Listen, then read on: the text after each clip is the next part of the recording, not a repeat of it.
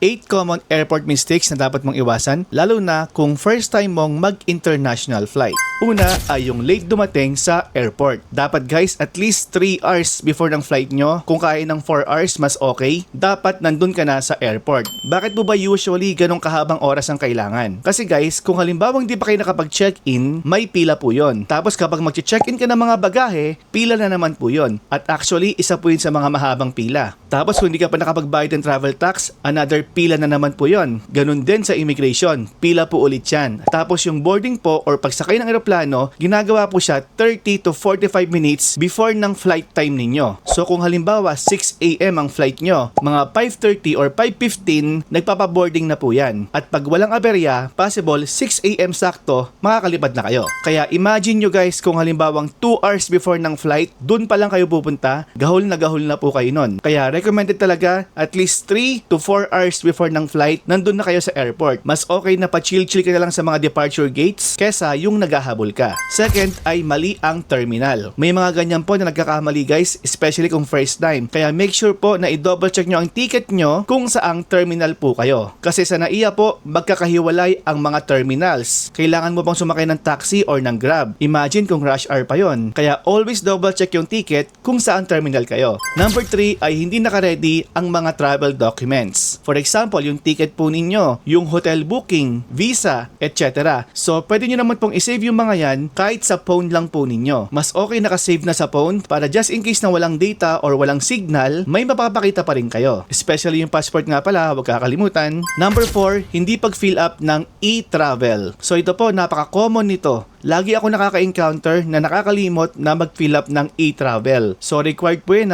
lalo na sa immigration. Pwede nyo po siyang gawin 3 days before po ng inyong flight. Medyo mahaba-haba din po yan pag first time, kaya sa bahay nyo pa lang gawin nyo na. Number 5, hindi nag-check kung may travel tax. Ito pwede pong gawin sa online. Meron din naman sa airport mismo. Yun nga lang, may time na mahaba ang pila dyan. Kaya syempre, kumukonsumo rin siya ng time. So kung pwede nyo nang gawin sa online, mag-online na kayo.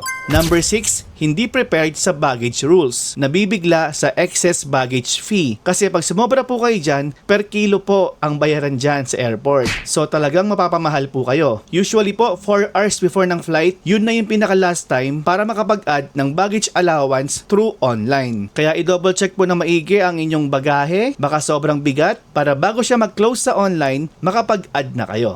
Pang 7 ay nakalimutan ang power bank or any electronic gadgets dun sa check-in baggage. So bawal na bawal po yan guys ha. Make sure na dapat ay dala-dala nyo lang siya or naka-hand carry siya. Baka mamaya maging cause pa yan ng pagka-delay ng flight ninyo.